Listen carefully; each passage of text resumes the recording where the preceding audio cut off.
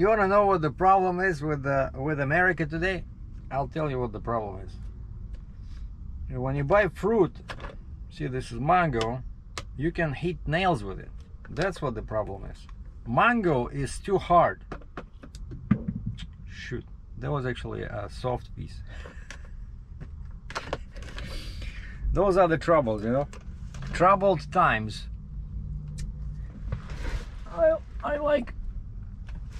I like mango, but on a serious note, nothing has been going right today. Well, at least I found Wawa. No Starbucks in this little town in Pennsylvania, but if you cannot find Starbucks, Wawa is the next best thing. And I see people are driving, you know, pretty decent cars.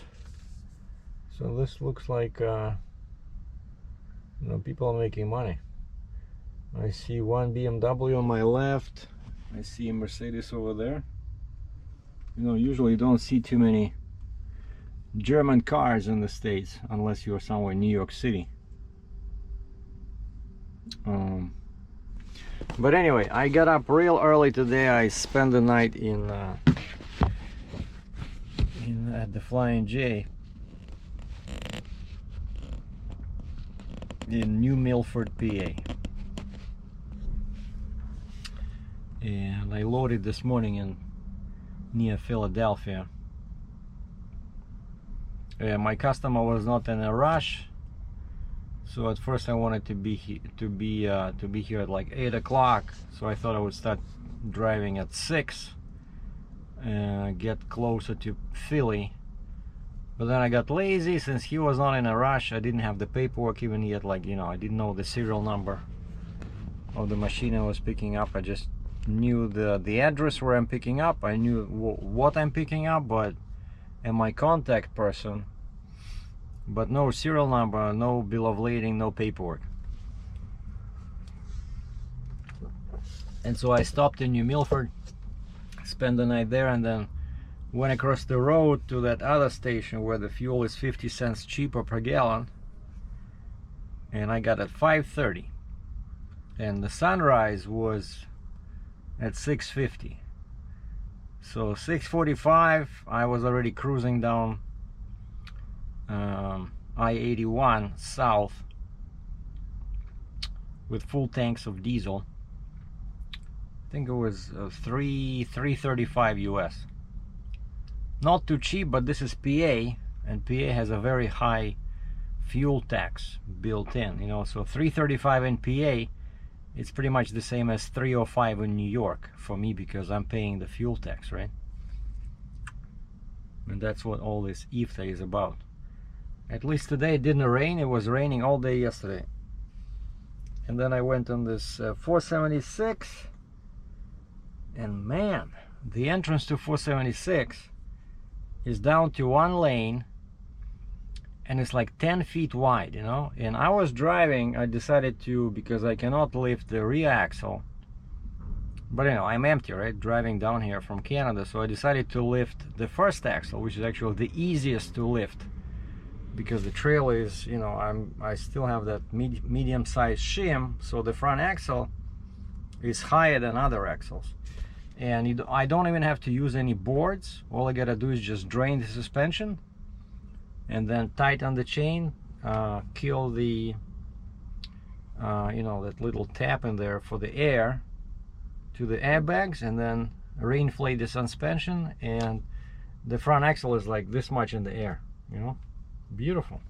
So no boards, nothing, just because the trail is like this, and I'm using that medium-sized shim between the deck, you know, so it pushes the weight towards the rear. But one thing, when driving like that, of course, your wheelbase is enormous, right? Because the front axle is not on the road, so you're driving and your center of the axle group is between axle 2 and 3 instead of being between axle 1 and 3, right? Like center of axle 2. And so driving like that, it's okay on the highway, but when you have to make turns, the trailer really, you know, off tracks a lot, right? And as soon as I saw that super wide and narrow lane at 476, and the road goes like this, you know, I don't know how I didn't hit the barriers with my tires, but a couple of times I was like this close, you know, because the road, you know, turns, and I see my rear axle is off tracking. I was just driving like, I don't know, 2 miles an hour through there, but somehow made it. But of course, worst case scenario, I would have stopped if I saw that my tires were getting really close to those concrete barriers. I would just stop and drain the suspension and re-enable the first axle. And then as soon as you do that, your trailer will turn much better, right? And so the rear axle would keep away from the barrier, but I didn't have to do that. And so I was at the shipper. I was at the shipper like 9:45, and I still didn't have my serial number, which of course, you know, you're supposed to know. You show up there and you say, hey, I'm picking up this machine for Canada. Like, what machine? Okay, you give them a make and model, but you know, they can have 20 machines like that, right? And I stopped on the side of the road. I emailed my customer and I said, okay, I'm at the shipper, just don't wanna bother checking in unless I have, you know, the serial number. And he said these guys actually have 2 machines like that, so he'd better check out the serial number and then he'll get back to me. And so in a few minutes he emailed me and then texted me the serial number, and then I went in and they started looking for my machine. So clearly they were not expecting me. I said, where's this guy? And I showed them the name that I was given as a contact name by my customer, and they said, oh, he's not in today. So the guy who knew everything about this load is not in, but they're saying actually he's working from home, so he was not even, I guess when he was talking to my guy, he was talking from home. And so first the guy starts looking on the computer, like checking inventory. Okay, they locate the machine and they say, well, it's not released, whatever that means. Like he says, I see it's being inspected, but I don't see the release form. Basically, there's no authorization for that machine, you know, to leave the dealer's yard, right? And then another guy says, no, it's okay, I talked to the office, they said they're sending the release form. It's just gonna, you know, he says, refresh your computer, you're gonna see it in a few minutes. And he says, well, while you're waiting for that one, he says, let me go find the machine. And this place is like enormous dealer, huge yard, you know. And so this guy grabs my piece of paper where I wrote down the make, model, and serial number, and he starts walking around. 5 minutes, 10 minutes, 15 minutes, 20 minutes. He cannot find the machine.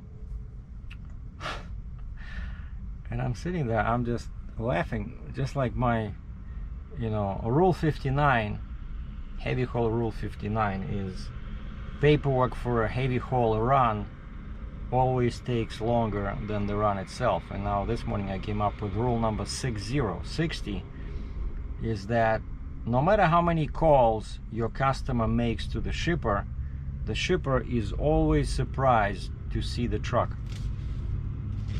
Okay, always. What are you picking up? Oh, nobody told us about this. And my customer says, he says, I called them like 3 or 4 times. I said, did you tell them the machine has to be washed? He says, yes. He says, more than once. This is going to Canada. He says, and this guy is watching my videos. He says, I watched your videos, how quite often you are, you know, you have to go and buy some jugs of water and clean the tracks yourself. And I said, I want to stop you right there. I'm not doing that this time. He says, no, they should. I told them they know about this, they should wash it. Okay. And so finally I hear the sound of the dozer, and it's brand new dozer. Wow, check this out. Of course it's too far, you know, that's the issue with these GoPros, that there's no zoom. But there's, first, like, okay, this is the Mercedes, second is this SUV, and then there's a white Challenger over there. Same rims as mine, but I think it's just an RT. And the only difference from the appearance wise between that one and mine is that mine has two black stripes over the trunk. Like, amazing. I was just thinking about my car. Actually, I just called I called the tire place where I left the car, and I said, one guy answers after like 15th ring, and I say, you guys found my car, this is so and so, here's my name, you know, I left you a white Challenger on a Sunday there, and one of your employees put my envelope with the key inside. And this guy says, I have no idea, let me transfer you to Stephanie.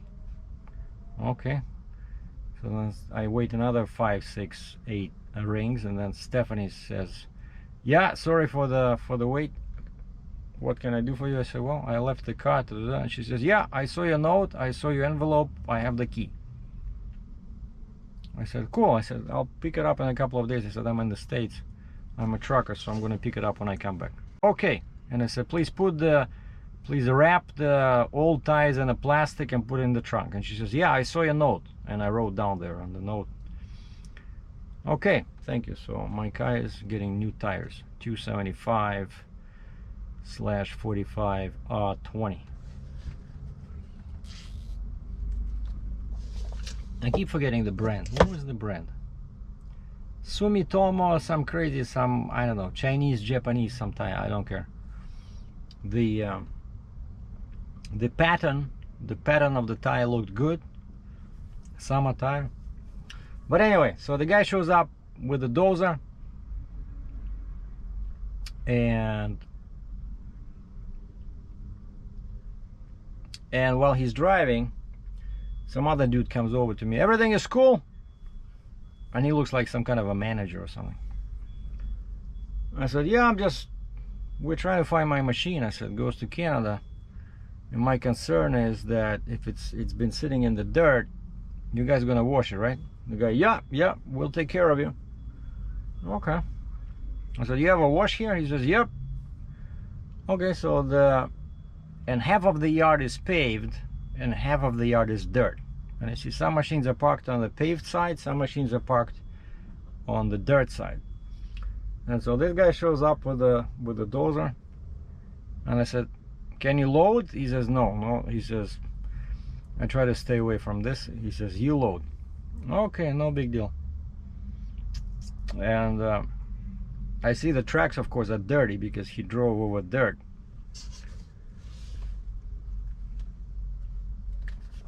But this is just the guy who's like a yard guy, who was not dealing with the paperwork. Another guy was doing the paperwork, who was trying to find it on the computer, and he didn't seem to know anything, right? So he didn't have the release form, he didn't know if the machine was there, if it was the right location.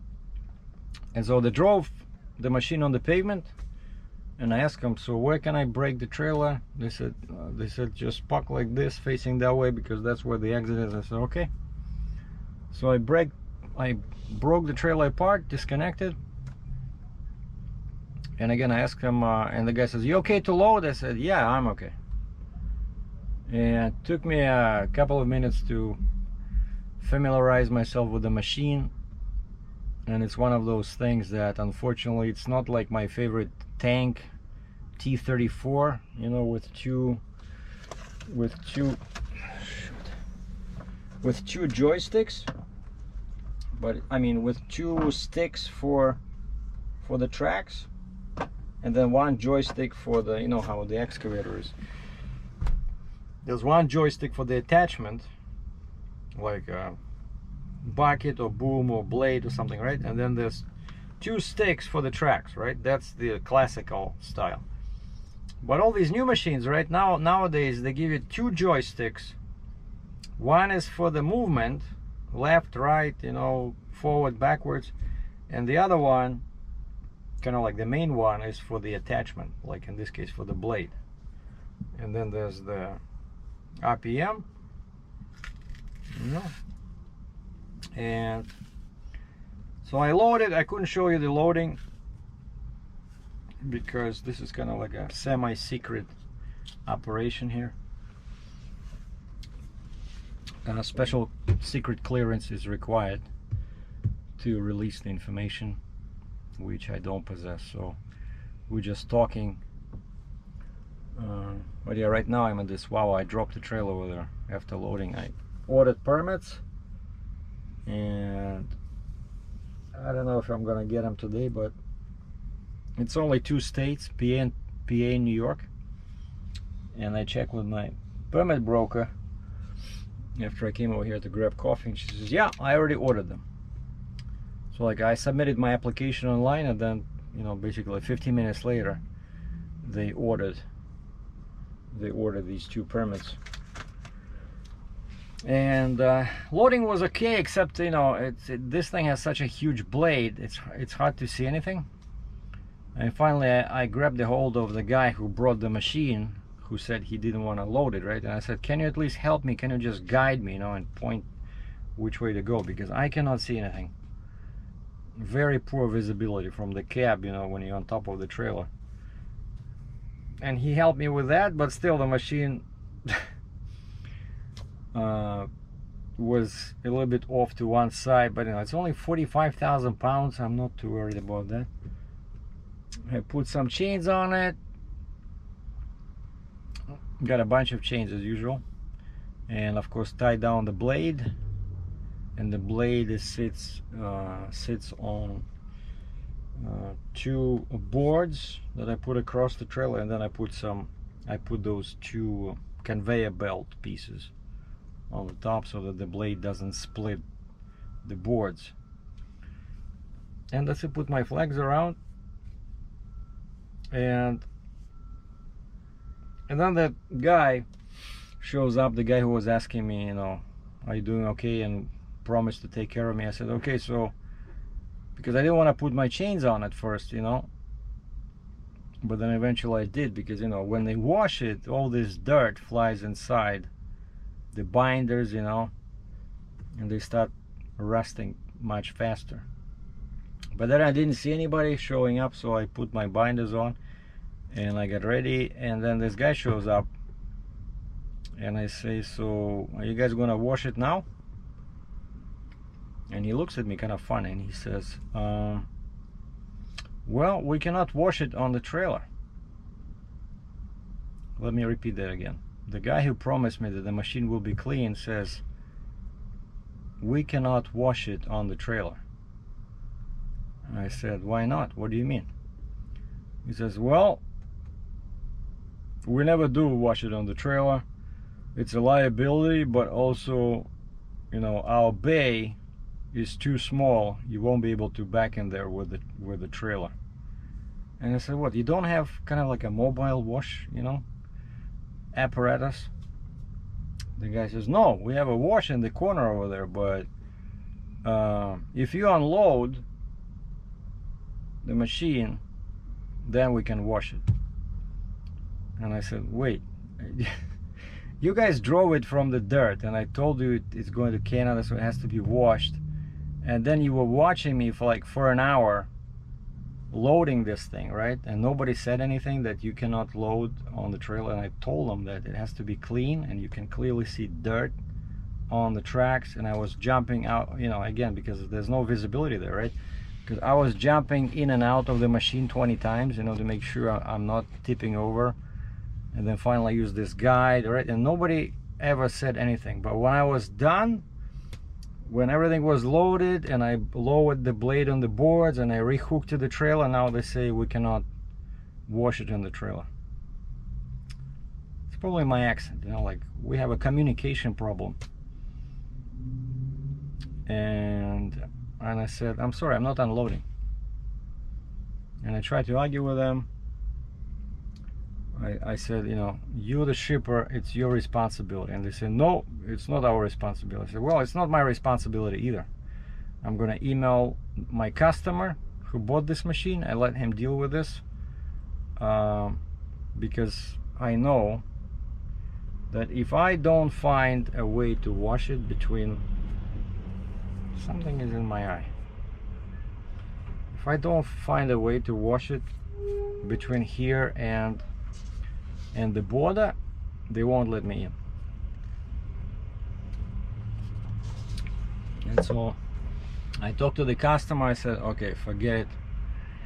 I said, I already moved out from the lot because I need to order permits, and you know, and so I dropped the trailer there to get to this Wawa. And I told him, I said, okay, I'm not doing the jogs what you saw me do a couple of times in the videos, because that's just crazy, you know. But I'll try to find a wash, because this thing is only 11 feet wide. The height is legal. I'm like, I don't know, 156 inches from the ground to the top of the dozer. So basically less than 13.6, so I can even go on the tollway if they allow me. But the blade is the widest point, so it's 11 feet wide, and it's 45,000 pounds. So I'm gonna be driving with my pusher up, so just 3 axles on the truck, steer and tandem drives, and 3 axles on the trailer. That's it, 6 axles. And on my permits I ask for 111,000 pounds gross weight.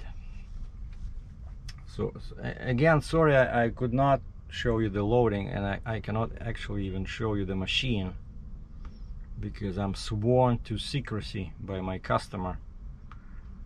But again, it's a dozer, right? It's a dozer, I don't know, some Korea or China, something like that, some kind of a cheap dozer, like not a famous brand, you know, just some kind of off brand. But they're all the same, right? 2 tracks, a blade, small cab, 2 joysticks, right? And then a guy called me yesterday about those steel tanks. Remember I did that steel tank from New Jersey? So he has more of them sitting there, and I said, I'm sorry, I promised these 2 loads to a guy. So I'm loading this dozer, and then I need to go back to PA and bring back an excavator. And after that I'm doing that 15 feet wide super heavy load, right? So anyway, as soon as I get the permits I can start moving. But one thing you gotta remember is that this is Pennsylvania, and it's 4 o'clock, and Pennsylvania has urban areas, right? Urban areas, and what that means is that if that place is on that special map on the Pennsylvania provisions sheet, then you cannot be there. I think it's after 4 to 7, something like that. So I'm gonna check, like, my place where I am, if there's any urban areas between me and like wherever I'm going towards New York. So chances are I will have to stay here overnight, because it's 4 o'clock now, so it's 3 o'clock. My permit broker is on Central Time, so it's 3 o'clock there, but it's 4 o'clock here, and the local DOT of course operates by local time. So we only have like an hour. But again, I'm gonna double check the provision sheet and see if I can go or not. So if, you know, the sunset, I think it's about 7, you know, so I can do some driving today. But like I said, I got up at 5:30. I don't feel too energetic, you know, to start driving. We'll see. For now I'm just gonna finish my coffee and get back to my trailer. and keep waiting for permits, because this place, see, 4 o'clock, I see there's more and more cars, and this was all open. Now this guy parked here, now there's a bunch of cars in there, and I need to get to that road to get to my trailer. So it's getting busier, right, because it's a rush hour now, so best to get the heck out of here. Alright, so thanks for watching. Sorry again that I couldn't show you the actual load, but I'll make up for it with some driving videos tomorrow probably, because I'm pretty sure they're gonna send me on some backwood roads. I'll make sure my battery is charged and the GoPro is ready to go. Ciao.